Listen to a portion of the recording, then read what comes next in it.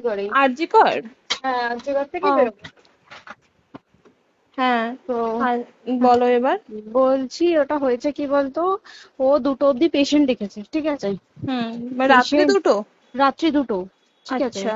2টো অব্দি পেশেন্ট ডেকেছে, দেখে রুমে এসে অনলাইনে অর্ডার করে 4জন বন্ধু মিলে খেয়েছে, ডিনার হুম করেছে। হুম করে ও খুব টায়ার্ড ছিল, যেহেতু 36 ঘন্টা ডিউটি ছিল, হুম টায়ার্ড ছিল। ও কি করেছে, ওই সেমিনার রুমে গিয়ে হুম শুয়ে পড়েছে একটা রেড কালারের ব্ল্যাঙ্কেট ঢাকা দিয়ে।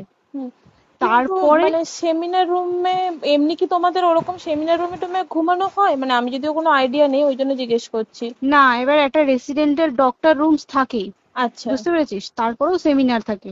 এবার হুম। সেমিনারে একটা বেড থাকে, আর আচ্ছা ডক্টরস রুমে 2টো 3টে যেরকম বড় ঘর হবে সেরকম বেড পাতা থাকে। আচ্ছা আচ্ছা। মেনলি ডক্টরস রুমে শোয়ার কথা, ঠিক আছে। হুম হয়েছিল কি, ওকে বডিটা পাওয়া গেছে সেমিনার রুমে, হুম কিন্তু ঘুমাচ্ছিল ডক্টরস রুমে।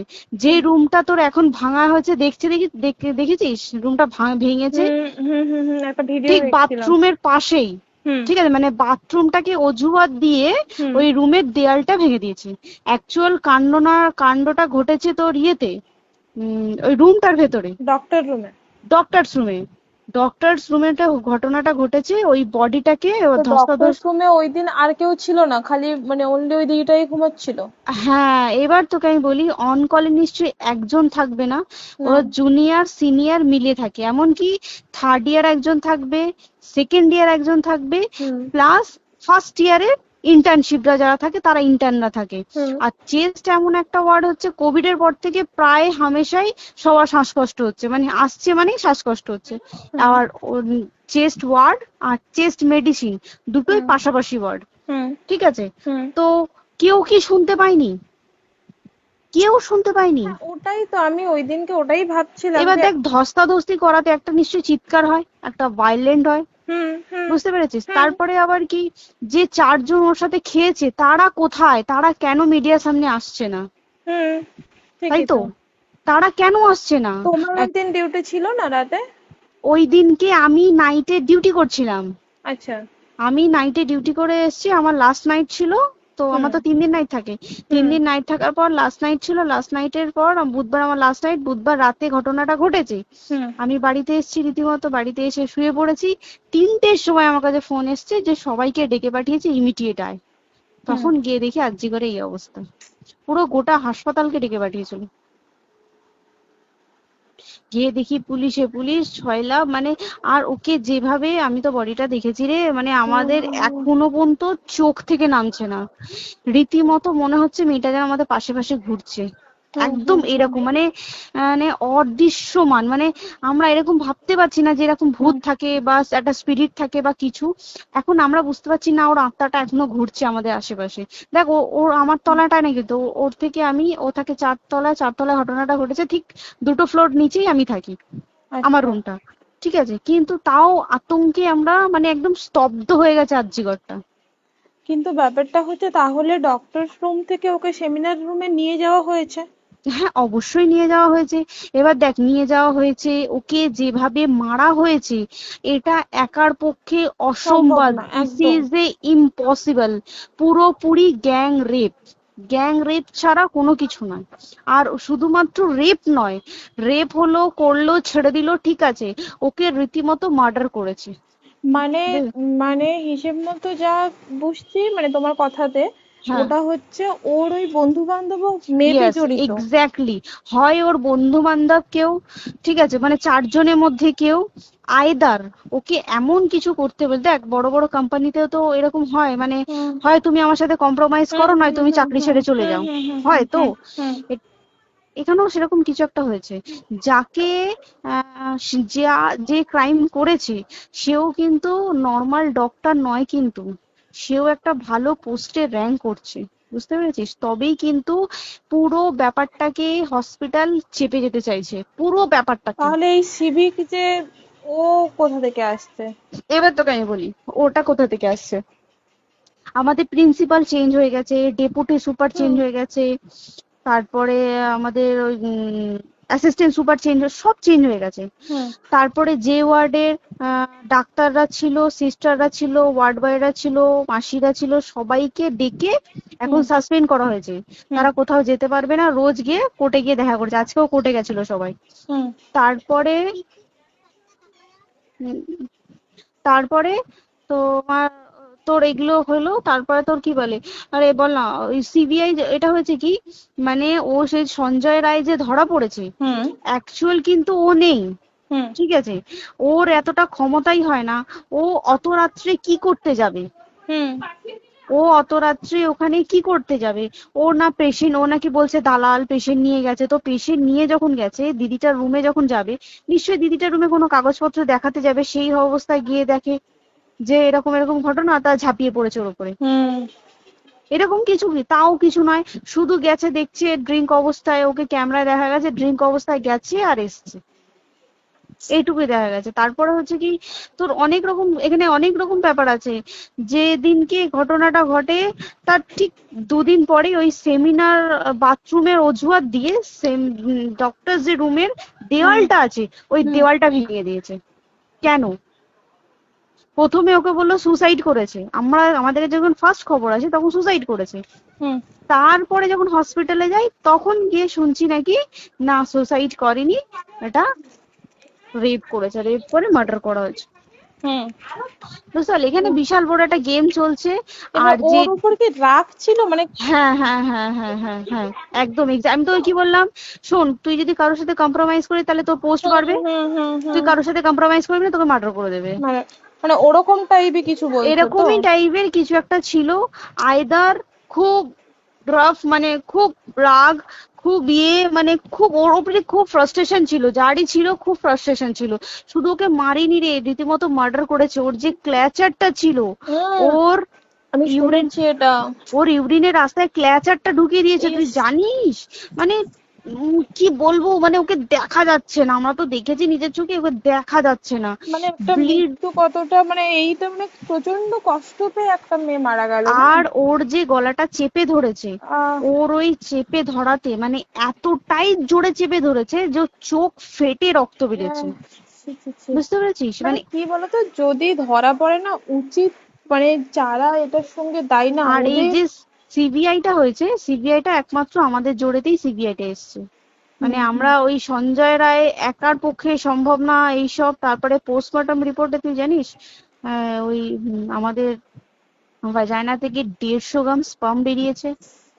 ইস, পোস্টমর্টম রিপোর্ট, 150 গ্রাম স্পার্ম, মানে বুঝতে পারছিস? Hmm not a calculated, minimum, minimum কম করে 6 থেকে 7 জন করেছে ওকে rape।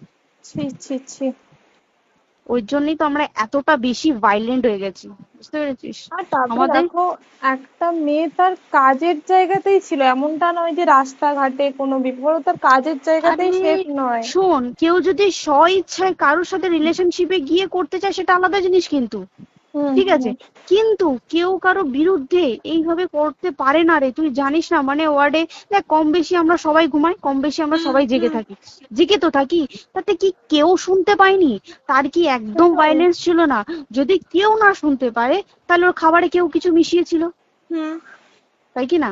হুম হুম সেটাও পোস্টমর্টম রিপোর্টে মানে লিক করছে না, যে কেন খাবার খাবার ও তো খাবারটা খেয়েছিল, সেটা তো নিশ্চয়ই পেটেই ছিল, পেট থেকে তো হুম বমি করে বের করে দেন, সেটা হুম তো ফরেনসিক রিপোর্টে কিছু বলবে। হুম আর তুই জানিস না, দেনার দেন মানে, ধর পোস্টমর্টম রিপোর্ট আসতে 3 দিন সময় লাগে।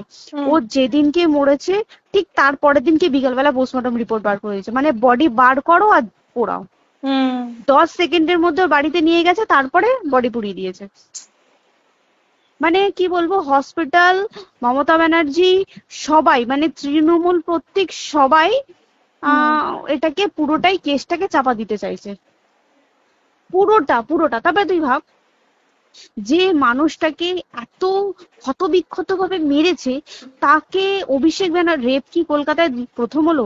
নয়, হুম বিভিন্ন জায়গায় বিভিন্ন ভাবে রেপ হয়েছে, হুম ধরা পড়েছে, ফাঁসি হ্যাঁ হয়েছে কি হুম জেল হয়েছে। হুম অভিষেক বন্দ্যোপাধ্যায় কেন বললো জাস্ট ইট তোর কি বলে এনকাউন্টার করতে? মানে কি, সঞ্জয়কে যদি এনকাউন্টার করে পুরো কেসটা চাপা পড়ে পুরো যাবে, কেসটা চাপা পড়ে যাবে একদম। স্টুডেন্টরা ঠান্ডা হয়ে যাবে। হুম হুম আর আমরা সেটা মানবো না, আমরা সেটা হতেই দেব না। তাতে যদি চাকরি মানে আরজিকরটাকে সিল করতে হয় তাতেও আমরা রাজি আছি, সিল করে দেওয়া হোক আরজিকর, সিল করে দেবে মনে হচ্ছে যদি ঠিকঠাক ভাবে। এবার ওই জন্য আমাদের দাবিতে সিবিআই এসছে। এবার তুই একটা কথা বল, যখন দেখতে পাচ্ছে মমতা ব্যানার্জি যে কলকাতা পুলিশ আমাদের জন্য কিছু করতে পারছে না, আমরা কিছু মানতে পারছি না, 7 দিন ধরে বার করতে পারছে না, হুম তাহলে সেটা 2-3 দিনের মধ্যে কেন হ্যান্ড ওভার করে দিল না? হুম তাই তো। তাই কি না? তারপরে দেখ পিডব্লিউডি ওটা লো পোস্টের মানুষ, মানে যারা ভাঙচুর করে, মানে সিমেন্টের যারা কাজ করে হুম তাদেরকে পিডব্লিউডি বলে। হুম এবার পিডব্লিউডির নিশ্চয়ই হায়ার অথরিটি থেকে অর্ডার এসছে তবেই ওরা গিয়ে ভেঙেছে। ওরা হুম নিশ্চয়ই পাগল নয় দুম করে গিয়ে কোনো গভর্নমেন্ট প্রপার্টি ভেঙে দেবে। হুম অর্ডারটা কে পাস করলো যে এখনই চেস্ট ওয়ার্ডটাকে ভাঙতে হলো? সিবিআই আসা পর্যন্ত অপেক্ষা করতে পারতো। কারণ আজকে অত বড় বিক্ষোভ হবার কারণ কি হচ্ছে, একটাই কারণ, যে মেয়েটি মারা গেছে ঠিক আছে, কিন্তু তাকে এত বেশি মলেস্ট করে, এত বেশি রেপ করে বা বেশি ওকে মেরেছে, তার কি কোনো প্রতিবাদ নেই? তুই কোথায় সেভ পাবি তুই আমাকে বল? তুই ধর চাকরি ছেড়ে, আজকের সরকারি চাকরি ছেড়ে তুই প্রাইভেটে যাই, প্রাইভেটেও তো তাই একই কোথাও না, অবস্থা, একদম একদম। প্রাইভেটেও একই অবস্থা। তুই কোনো চায়ের দোকান খুলে বসবি, অনারশিপে তুই বসলেও তাও এসে তো হাজার ছেলেরা থাকে, হুম হাজার ছেলেরা টিজ করে, তুই কোথায় কি করবি? তাহলে আমাদের সেফটি কোথায়? আমাদের মুখ্যমন্ত্রী মমতা ব্যানার্জি সে একটা লেডি হয়ে তাহলে আমাদের কি সেফটি দিয়েছে? আমাদের কি লক্ষ্মী ভান্ডার দিলে this is a problem solve? পুরো মাসের আমাদের কি সব খরচা চলে যায় লক্ষ্মী ভান্ডারে? জানি না, আই ডোন্ট নো, মানে আমরা প্রচুর ক্ষেপে আছি, প্রচুর, মানে এর বিচার না চাওয়া পর্যন্ত তা তুই ঠিকই তো। ভেবে চল কি এটা সলভ হবে না। আমরা মানে বিচার আমি নিয়ে আমি কথা বলবো। 2 দিন ধরেই ভাবছিলাম তোমাকে ফোন করবো, কিন্তু মানে এটা ওটাতে হয়ে উঠছে না। আর তোমাকে তো হুম। আমি ওই দিন রাতেই হোয়াটসঅ্যাপ করলাম না। হ্যাঁ হ্যাঁ এবার হ্যাঁ তখনই না আমি ব্যাপারটা অতটা বুঝতে পারিনি, আর আমার তার পরের দিনই ভোরবেলা ডিউটি। তা হ্যাঁ। আমি খুব তারপরে সাবধানে থাকিস তুই, আর খুব বলো না, সাবধানে না না। থাকিস। হ্যাঁ তাই তো, এখন মানে আর তোমরাও সাবধানে থাকো সবাই। কি বলবো বল, কিছু বলার নেই। দেখ আমাদের মধ্যবিত্ত মানুষরা, আমাদের চাকরি করে খেতেই হবে, সোজা কথা। একদম একদম। তাই কিনা বল? বাবা এত হুম। পুঁজি নেই যে বসে অত বসে খাবো, ঠিক আর আছে? সেই মেন্টালিটিও নেই। পুঁজি হ্যাঁ যদিও থাকে, মেন্টালিটিও নেই হ্যাঁ যে এবার বাবার তুই, পুঁজিতে খাবে। এবার একটা কথা তুই বল, চাকরিটা কোথায় গিয়ে করবো তুই একটা বল? কোন সেটাই। স্টেটে গিয়ে চাকরি করবো তুই আমাকে বল? ওই যেমন মানে এটা হয়তো আমার মা যেমন বাড়িতে থেকে 7টার মধ্যে ঢুকে যাও, দিদিকে তো ধরো অনেক রাত অব্দি 9টা, 9:30, 10টা অব্দি ল্যাবে থাকতেই হয় না। এবার তুই কি করবি কি বল, কি করবে করবি? বলো তো, এখন কিছু নেই। করার আছে? দেখ ল্যাবেও তো সব ছেলেরা আছে, ছেলে হ্যাঁ আছে মেয়ে আছে। তুই একদম। কাকে বারণ করবি, তুই কাকে বিশ্বাস করবি তুই বল? তুই ধর কলিগদের সাথে খেতে বসেছিস, ঠিক আছে, তোর টিফিনটা যদি কেউ চাইলো তুই তাকে না দিয়ে পারবি? না একদমই। আর কার মনে যে কি আছে সেটাই তো কি খুব বলবি সমস্যা। বল? এবার তুই বল খাবারটা যে খাবি, তোর টিফিন কেউ চাইলো বা তোকে যদি কেউ বললো কি একটু একটু খা, যেমন আমরা শেয়ারে হয় স্কুলে হ্যাঁ যেটা আমাদের শিখে আমাদেরও হয় এসেছি, যেটা, হ্যাঁ স্বাভাবিক, এটা সবারই এটা তো হয়। স্বাভাবিক। তুই বল তাতে যদি এরকম অবস্থা হয় তাহলে কি করবে মানুষ, তুই আমাকে বল? আজকেও তো তাই আমাদের দেখ না, 11টা থেকে আমাদের তোর ক্যান্ডেল দিয়ে হোয়াইট ড্রেস হুম। পরে সব শ্যামবাজারে একতা হবে। এখন আবার বৃষ্টি শুরু হয়েছে, কে জানে বৃষ্টি, কি প্রচুর বৃষ্টি শুরু হলো। কি হুম। হবে জানি না। ঠিক আছে গো, টাটা। হ্যাঁ হুম চল টাটা। হুম হুম।